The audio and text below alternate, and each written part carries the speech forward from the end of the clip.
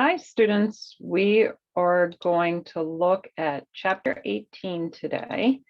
And Chapter 18 covers nutrition during pregnancy and breastfeeding. For this unit, for every chapter, there is quite a bit of information, even in the slideshows, although I try to weed it down. I'm not going to go over every detail, but I will focus on some highlights as we move through this. To begin, the best situation, the best scenario is if a pregnant woman enters pregnancy well-nourished. Outcomes are better. The placenta is healthier. She doesn't have to change as many habits during the pregnancy. So that bit of it is easier as well. She has filled stores for the fetus to later draw upon. All those things are important. So as we move through adolescence and adulthood, establishing sound eating habits are really important for pregnancies later on. The other reason that nutrition is important prior to pregnancy is through its connection to fertility. And your textbook does a nice job covering this. There's actually a book they review called the Fertility Diet. When you're looking at the recommendations, you can see that they are sound and based on things that we've talked about already quite a bit in this course. Some of the new ones are perhaps trading in low-fat and fat-free dairy products for full-fat versions, using a multivitamin and minerals so that you'll get your folic acid that's needed in pregnancy, making sure you get enough iron, a little bit that is focused on nutrients that are special concerns for pregnancy. So this is a period of amazing changes, both in the mother and in the fetus as well. And they're described quite well in your textbook. When we look at these changes, especially during early pregnancy, this is why it's so important that young women are encouraged to establish healthy eating habits so that early in pregnancy, even before they know they're pregnant, they will be getting the nutrients that are required, for instance, to form a strong and efficient placenta, which will nourish the fetus throughout the pregnancy. When we look at this first trimester, this is a very critical time when quality, not quantity, is very important. Something that I'll return to over and over again is this whole idea of the pregnant woman eating for two. The pregnant woman has to eat twice as well, but not twice as much. And this is especially true in the first trimester when no extra calories are needed above pre-pregnancy needs, but extra nutrition is. Okay, so during the first trimester, remember this, there's not a need for increased calories, but there is a need for increased nutrients. So nutrient density becomes very, very important. It's also important, especially during this period of the embryonic development, that toxic agents are avoided. And we'll talk a little bit about that. This is a critical period when those toxic agents can cause serious damage to the fetus. During the second trimester, although the fetus is still susceptible to toxin exposure, other changes are taking place, such as an increase in milk producing cells, laying down some fat to be used later as well. And nutritional deficiencies can impact a mother's later ability to breastfeed. We have rapid growth in the third trimester. You can see weight increases 3 to 4 times. And in the last month, interestingly, there is transfer of fat, calcium, and iron from the mother to the fetus. And if iron stores are low, the fetus may deplete the mother's iron stores. So what is considered success in pregnancy? Well, certainly for the mother, it's physical and emotional health, the maintenance of that those things are protected, and for an infant, that the baby is at least 37 weeks when born, has developed lungs, and is greater than 5.5 pounds. Those are the objectives.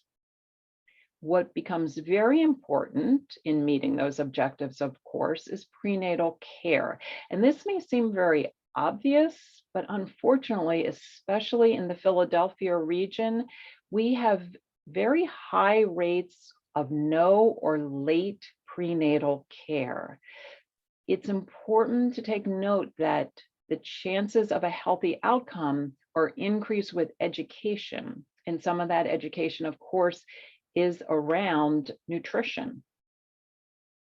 We want pregnant women to be aware of the chemicals that can be toxic and can cause damage, and that includes alcohol and tobacco and illicit drugs.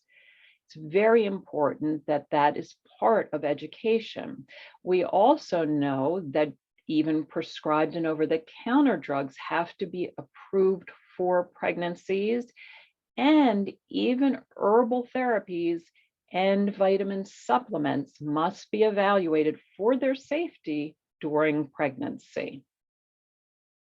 Special concern is around food safety. Listeria can contribute to spontaneous abortion, and other foodborne illnesses can also have an impact. So it's very important for a pregnant mother to avoid foods that are higher risk, and that would include unpasteurized milk and soft cheeses made from raw milk, raw vegetables, and certainly we have a concern around cold cuts and lunch meats and hot dogs. Pregnant women are sometimes told to avoid those things or to heat them to steaming hot before consumption. One program that I want to make you aware of, if you're not already, is the Wic Program. In a country such as ours, where our poverty rate is higher than you would expect, it's understandable that women who are trying to manage a low income would be at risk of not getting the nutrients they need for a healthy pregnancy. The Wic Program for women, infants, and children provides vouchers and also care for women, but the vouchers are for foods that are good sources of the nutrients of concern. And it covers pregnant women, breastfeeding women, and also children up to age 5. Spread the word about this program because many eligible women don't participate. Okay, so let's look at some of the needs of pregnancy. We touched upon this a little bit already. There are no increased calorie needs during the first trimester. During the second and third trimester, they kick up a little, between 350 and 450 more calories per day. But it's really important to note that that's not a lot of calories. One dessert will cover that, and without giving you the nutrients that you need. So a pregnant woman who's planning a careful diet really is choosing nutrient-dense foods for those couple of hundred extra calories. That's important.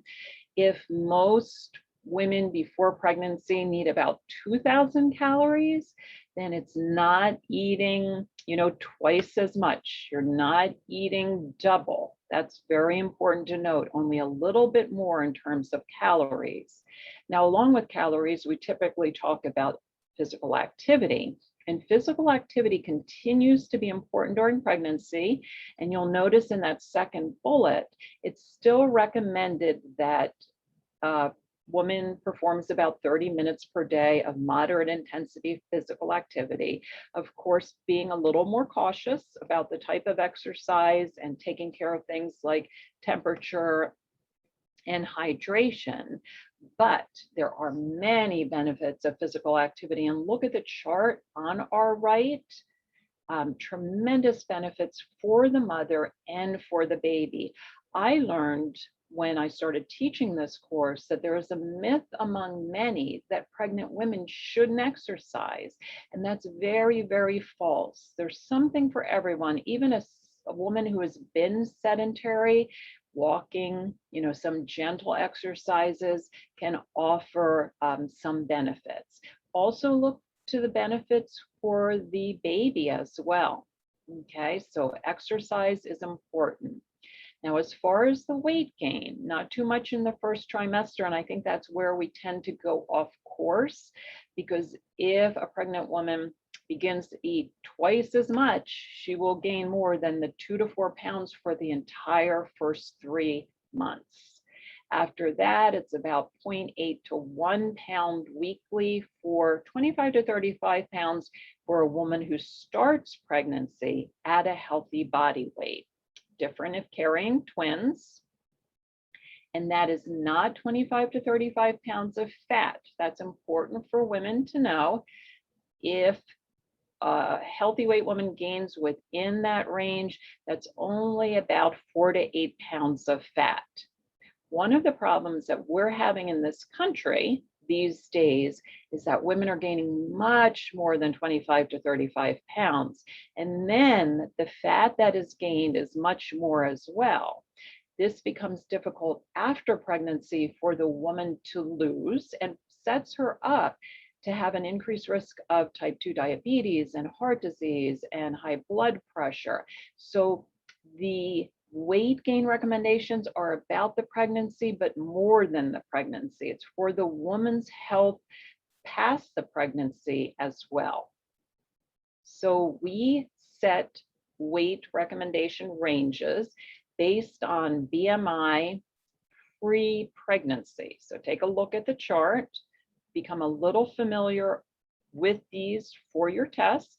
You can see as the BMI gets higher, the weight range gets lower, but there's always a recommended gain of some weight. Even an obese woman should gain between 11 to 20 pounds. All right, so let's look at some of these nutrients. Protein, an extra 25 grams per day on top of protein recommendations. So many women are already before pregnancy eating more than 25 grams above their needs. And in those cases, they wouldn't have to add any more. Carbohydrates, you may remember that we have a minimum need of 130 grams. This increases to 175. And you see water increases a couple of cups as well. So here's a quick chart to show you those increases. And we also have breastfeeding on this chart, which we'll talk about shortly. Now, what we know about fat is that the healthy fats are very important for fetal growth, brain, and eye development. So it gets a little bit tricky because fish is one of the best ways to get those healthy omega-3s that are so important for the development of the fetus. What a pregnant client needs to be especially careful of course, is the contaminants in the fish, and check on which fishes are approved or recommended for pregnant women. Certainly avoiding the high mercury fishes is a good idea, but there are plenty of high omega-3 fishes that are allowed. Vitamin needs increase, some of them quite a bit, and you can see there's a bump up for B6 and folate and vitamin A. Vitamin D is often insufficient as well. And mineral needs increase. The micronutrients increase more than calories, don't they? So again, the focus here is on nutrient density. Notice that with iron, supplements can cause nausea and constipation. The advice is to take them perhaps before bed. take them between meals. And sometimes when a woman has difficulty with the amount of iron in the prenatal supplements, their doctor will tell them, well, then try a regular woman's vitamin with iron, or try even a child's vitamin with iron. We do want to make sure that iron status is in good shape for the pregnancy. As far as prenatal vitamin and mineral supplements, your text is very careful to say that dietary intakes of pregnant women are generally adequate, implying that women may not need these supplements. And they give a list of certain women who may do well to consume a prenatal. I'm not sure if I agree with the caution, especially since the third bullet is inadequate diet. And as we've seen, many Americans have an inadequate diet. Most obstetricians, gynecologists do recommend a well-formulated prenatal supplement.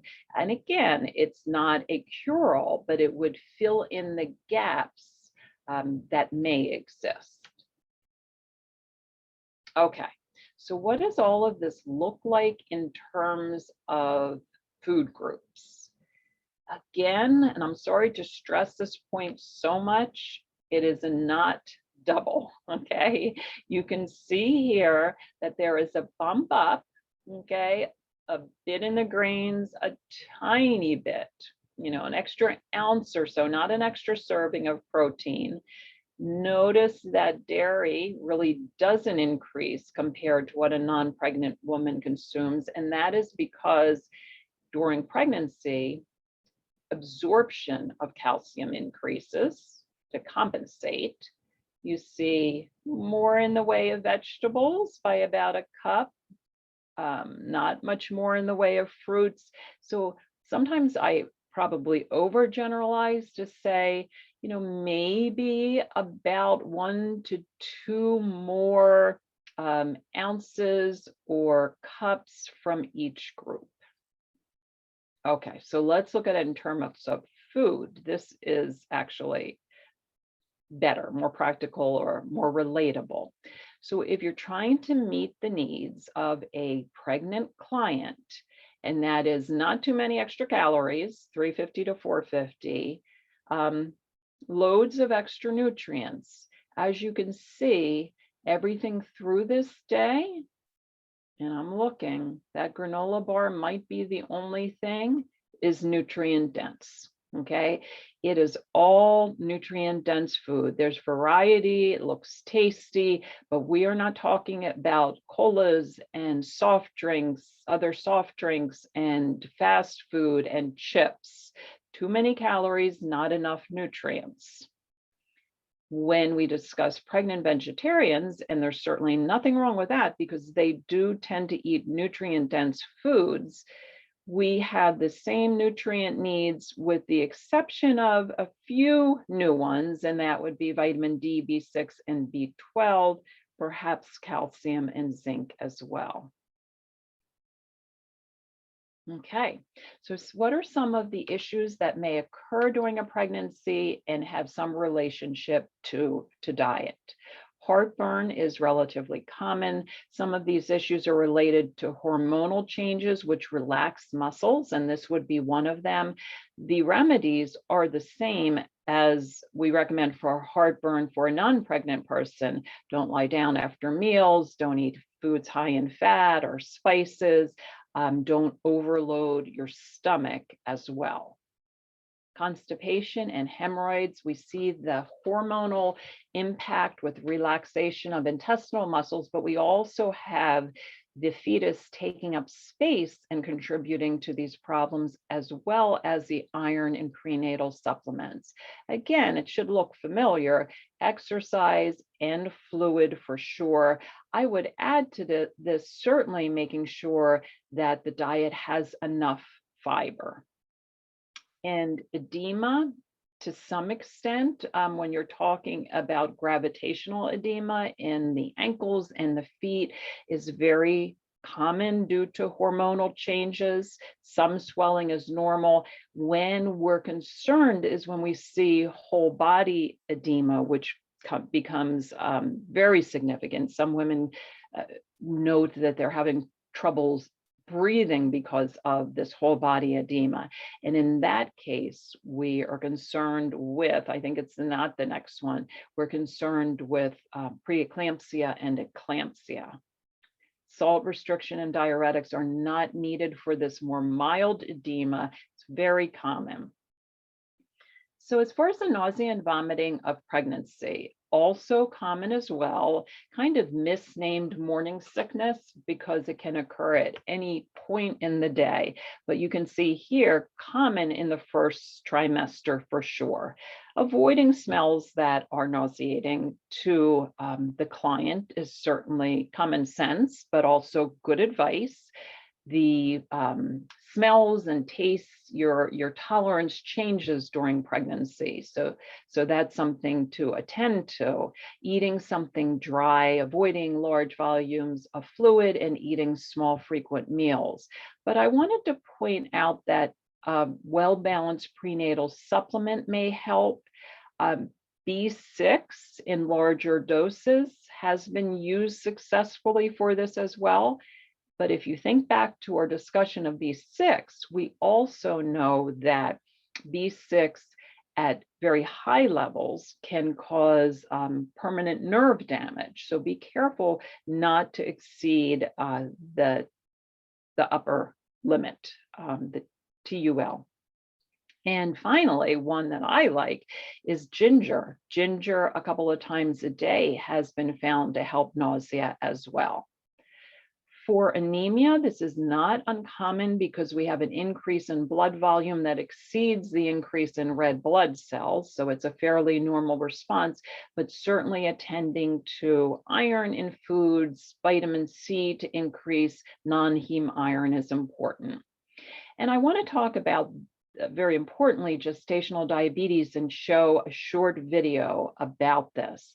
Gestational diabetes occurs in as many as 10% of pregnancies, and it's very important to manage blood sugar because it can impact the outcome of the pregnancy. It typically disappears after the baby is delivered, but it is a predictor for type 2 diabetes later on, and not far later on, a couple of years down the road. So let's take a look at this. I might stop the video in a couple of places.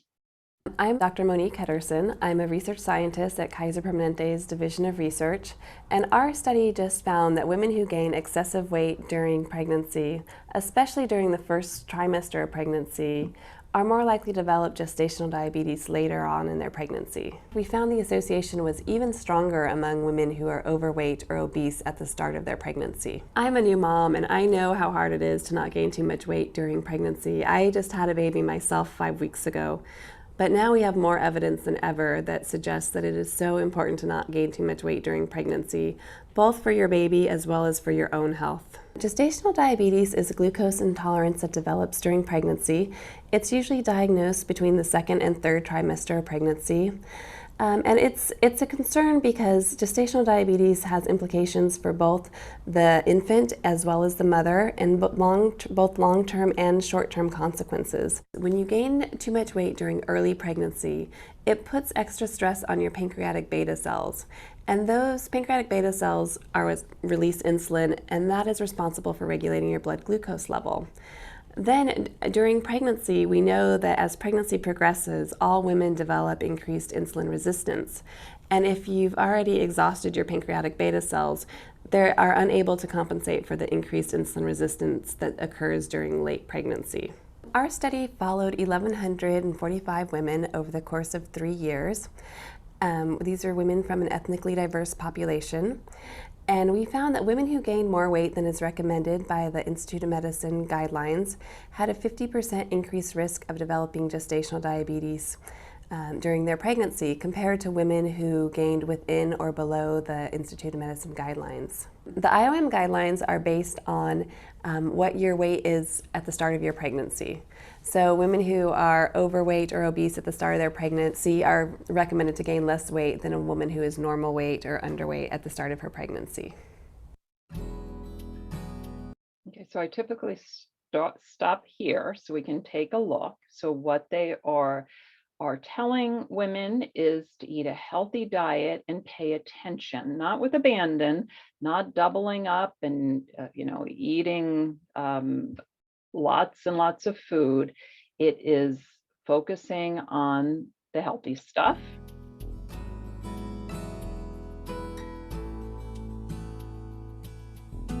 And you can see here, we have the same message, cutting down on sweetened drinks, only a couple of hundred extra calories than what you ate before, and exercising as well.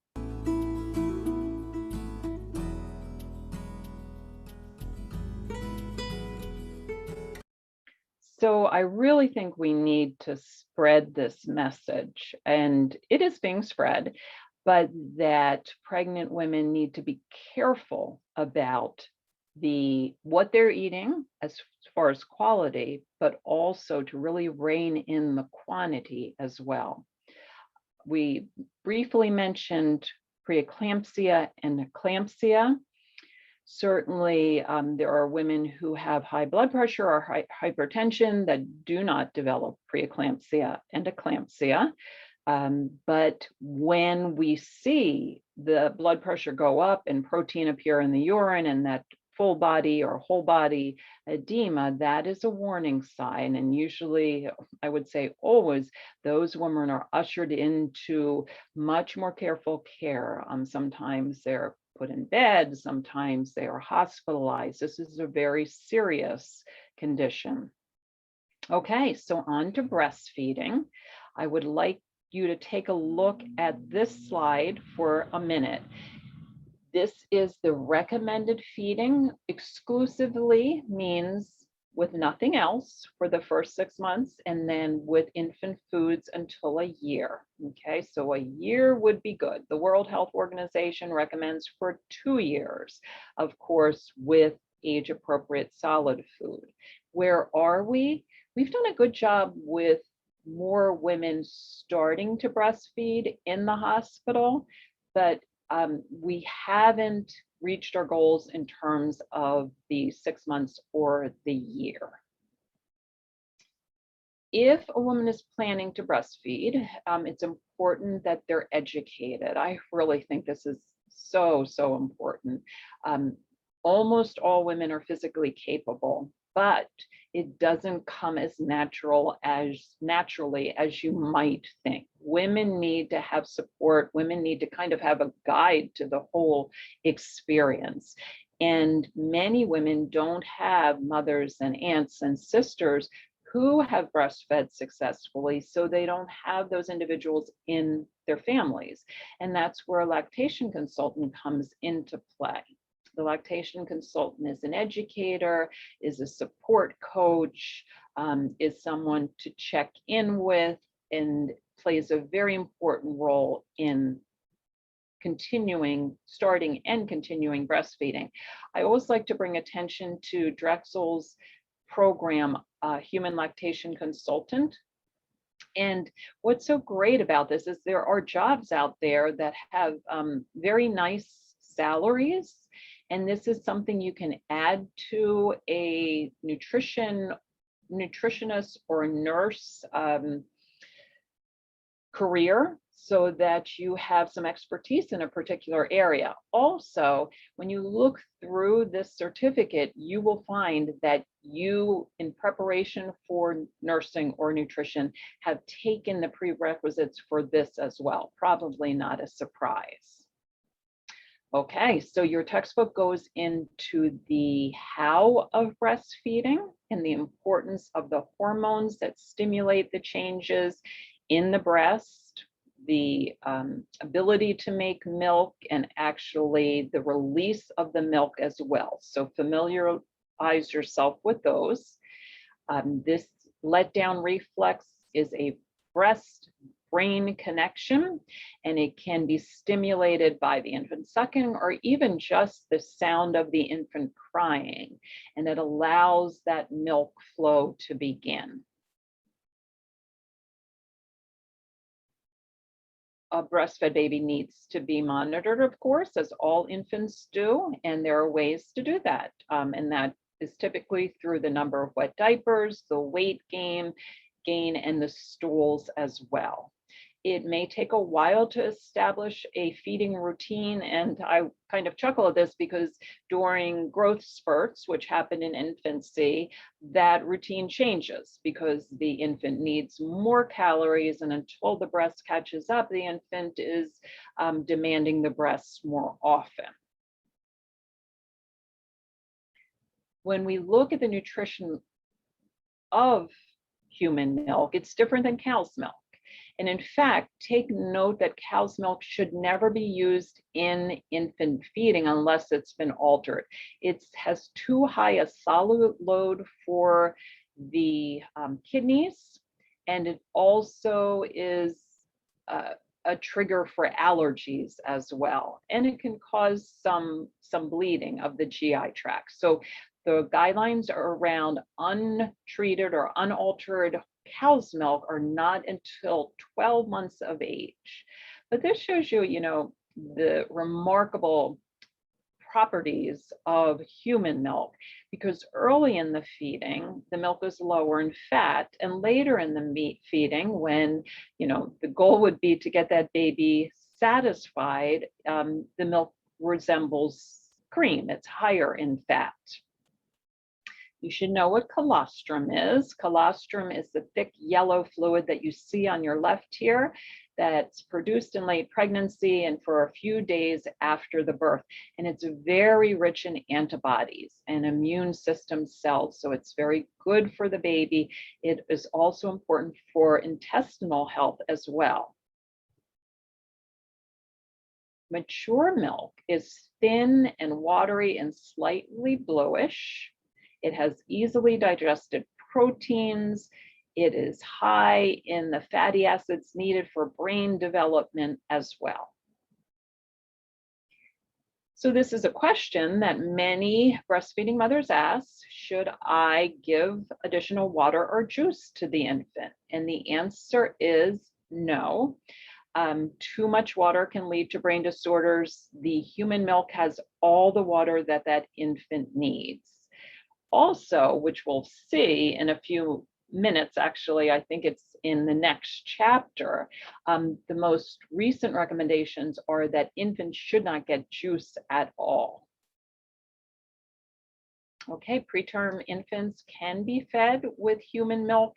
Sometimes they have difficulty with sucking, so there may be some, extra help that's needed there.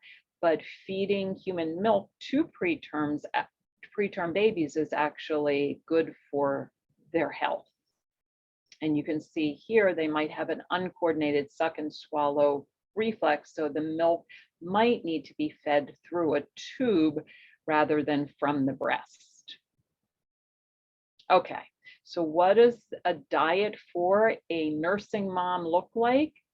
It's very similar to the diet for a pregnant mom, which is convenient, based on nutrient-dense, healthy foods, a couple of hundred extra calories, and plenty of fluids.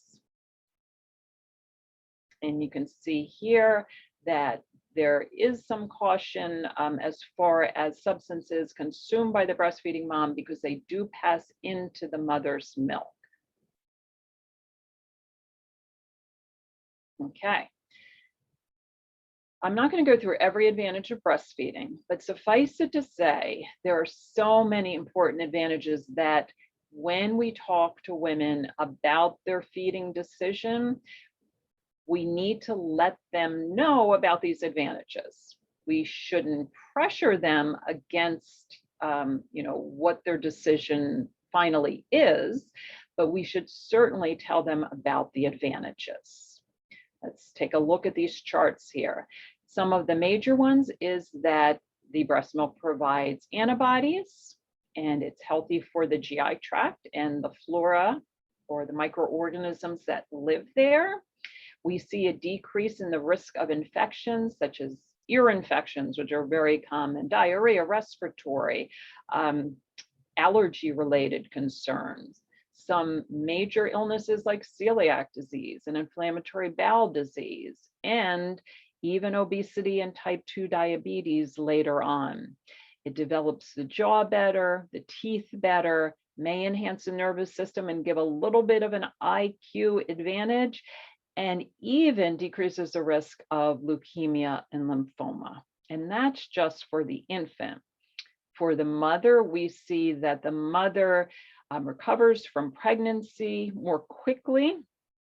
She has the decrease of risk of hypertension, cardiovascular disease, diabetes, as well as ovarian and premenopausal breast cancer, and the others. Okay, so there's plenty. Breast milk can be expressed and it can be stored and frozen. So that's a possibility for women who prefer or need to have someone else feeding the baby, but still want to exclusively breastfeed. Now, what are the barriers then? Because it all sounds so wonderful. Well, where we come into play is one of the barriers is misinformation. A lot of future moms and new moms have been told that it's extremely painful. With a lactation consultant, there shouldn't be pain. Okay, so pain should not be a normal thing. If problems like cracked nipples occurred or some engorgement issues, those need to be attended to and taken care of. They're not something women should have to live with. So someone who is breastfeeding and has gotten the proper support, it should be a lovely experience and not painful. Now, as far as returning to an outside job, that's often a problem.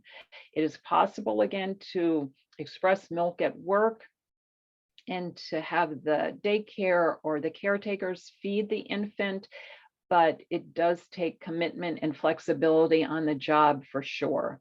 Social concerns always make me frustrated, because I think in this day and time when we know so much about breastfeeding, it really irritates me that women who breastfeed are still scorned or, treated as if they were doing something that is immodest or obscene. Okay, that's just ridiculous. It's so good for the mother and the baby.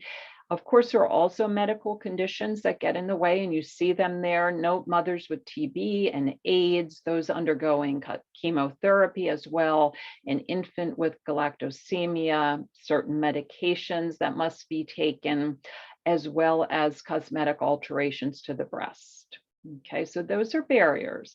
Now, I also want to mention here that some women, when learning about all of the advantages and making an informed decision, still decide not to, and that's okay, because babies can grow up nice and strong and healthy on formula as well.